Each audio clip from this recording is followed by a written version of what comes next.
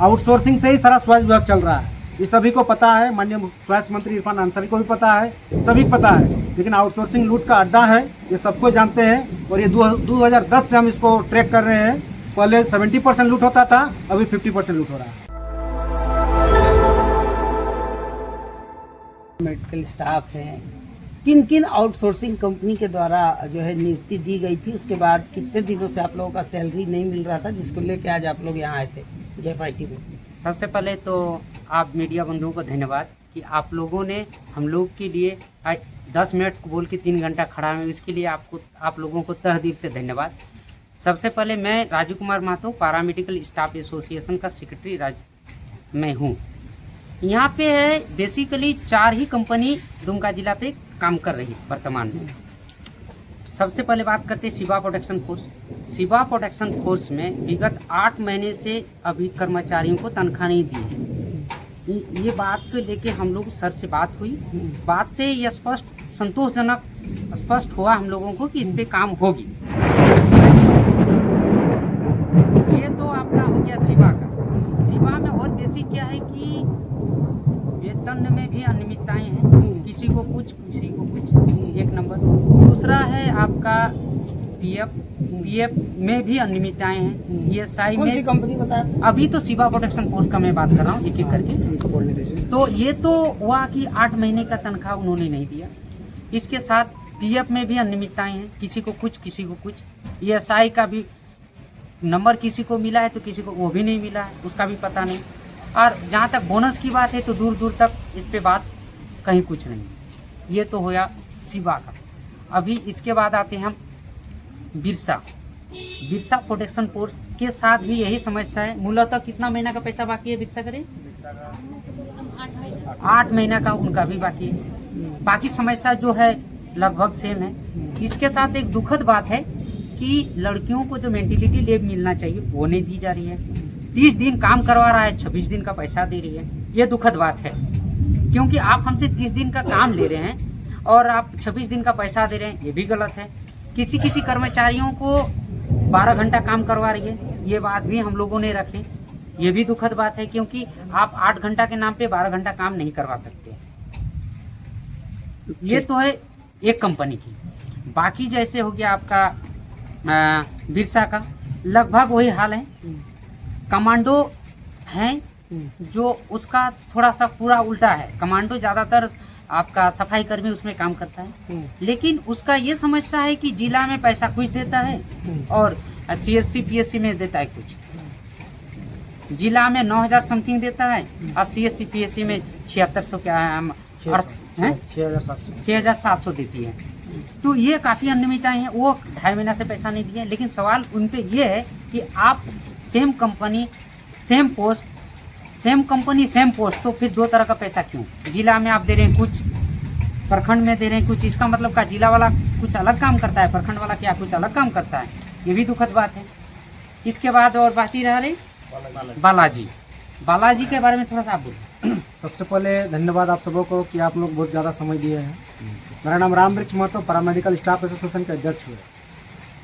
पूरे राज्य भर में आउटसोर्सिंग 2010 से चल रही है। और आउटसोर्सिंग चलने का मतलब ये साफ साफ है कि सिविल सर्जन या मेडिकल कॉलेज का प्रिंसिपल हो, सुपरिटेंडेंट हो, उनके माध्यम से एजेंसी के द्वारा एग्रीमेंट होता है।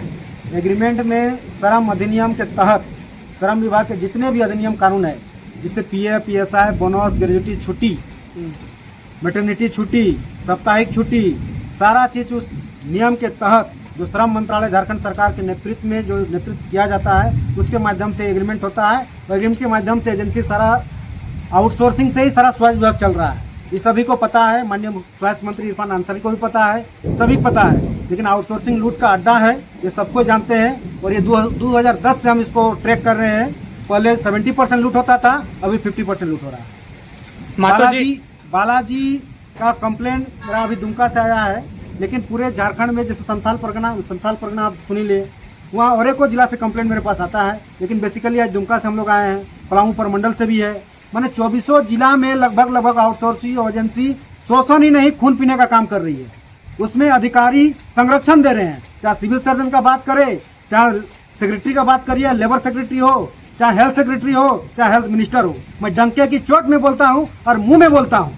इससे पूर्व मंत्री जितने भी रहे हैं सबों ने चोर चोर मौसेरा भाई होने का काम किए हैं और आज भी वही हाल है। आज हम लोग पूरे आशा विश्वास के साथ जे पार्टी के सीओ के निर्देशानुसार बोले साक्ष्य के तौर पर कैंडिडेट को बुलाया जाए, तो कैंडिडेटों ने अपने अपने बातों को रखा।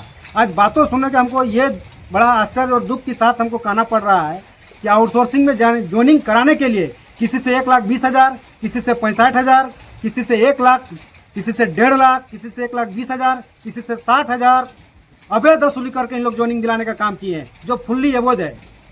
रही बात हम लोग संगठन के माध्यम से, पैरामेडिकल स्टाफ एसोसिएशन के माध्यम से जो भी शिकायतें आती है उचित प्लेटफॉर्म में हम लोग रखने का काम किए हैं। जैसे किसी का PSI नहीं कटता है, PSI के लिए हम लोग कर्मचारी भविष्य निधि के यहाँ कंप्लेंट किए हैं, उसके माध्यम से भी आज कार्रवाई होना चाहिए, लेकिन होगा कि नहीं होगा भगवान मालिक है। यहाँ क्या कि झारखंड सरकार है, झारखंड है, वो कागजों में चल रही है।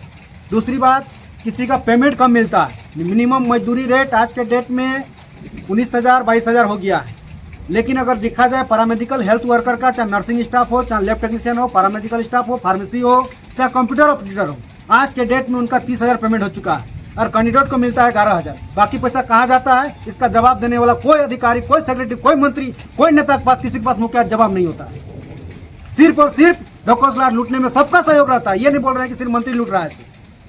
यहाँ से क्या आश्वासन कर्मचारी मिला से वो लेके बताइए। सबको एकदम इस मिली भगत के माध्यम से स्वास्थ्य कर्मियों को शोषण ही नहीं, खून पीने का काम कर रहा है। आज ये पार्टी में क्या कुछ कहा सर ने? जे पार्टी सभी एजेंसियों का नेतृत्व करने वाला हेड है।